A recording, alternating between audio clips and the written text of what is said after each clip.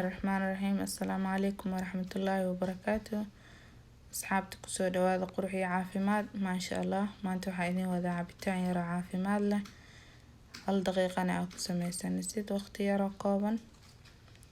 Maasha Allah aad u fiican yahay.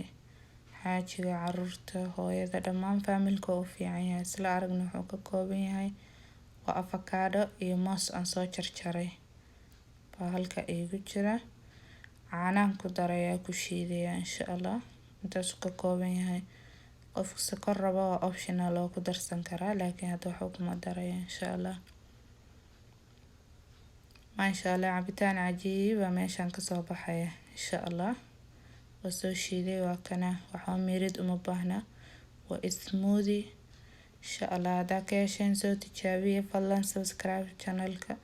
soo dhawaada asxaabta cusub asxaabtina la share garaya. Assalaamu calaykum waraxmatullaah.